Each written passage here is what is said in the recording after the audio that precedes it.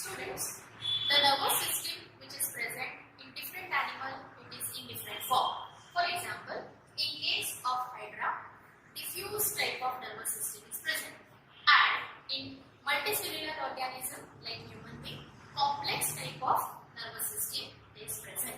Now, what do you mean by diffuse type of nervous system? Let us start. See, this is the structure of hydra. These are the tentacles, and this is a nerve vein. Let us start. Unicellular organism, for example, hydra. Diffuse type of nervous system is present. Means it consists of sensory cell and nerve cell. Sensory cells, they are spread throughout the body, and nerve cells, they are also spread throughout the body, and they are interconnected to form a nerve net.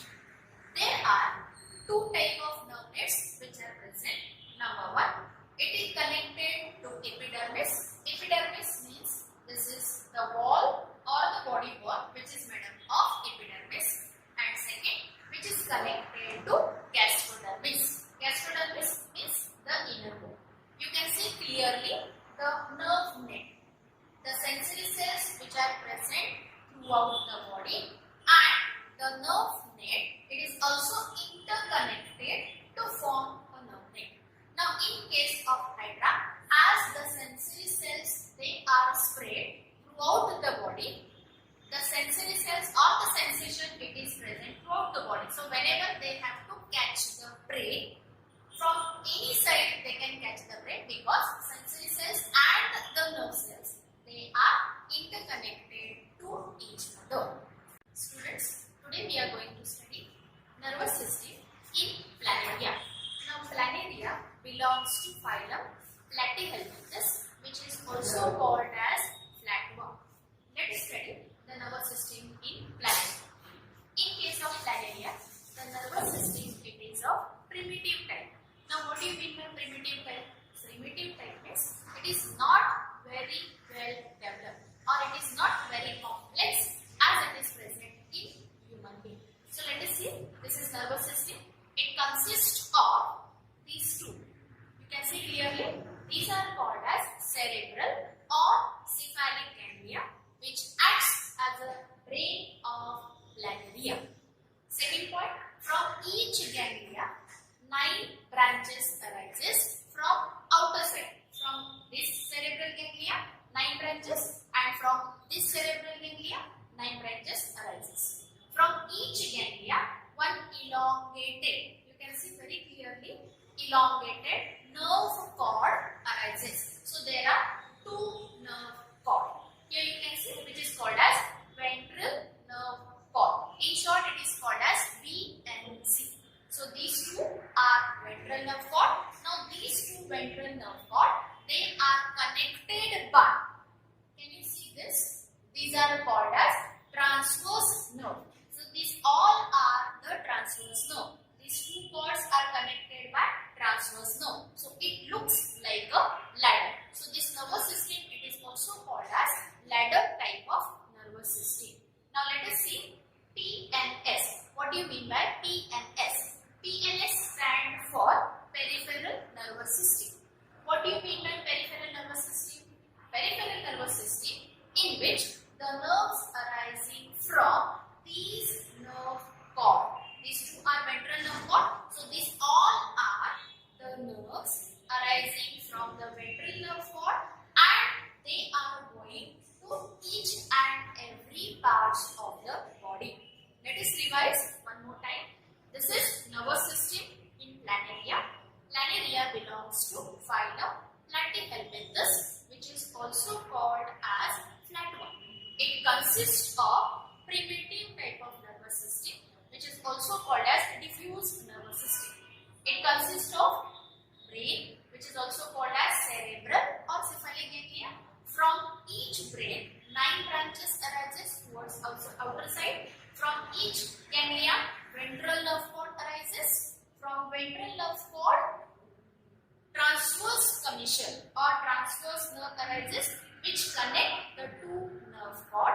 Peripheral nervous system, it consists of the nerves arising from the nerve cord and which is going to outer side.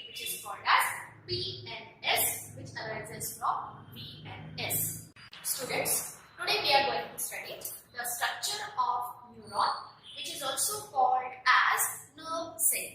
Now, what do you mean by neuron or nerve cell? Neuron is the structural and functional unit of nervous system.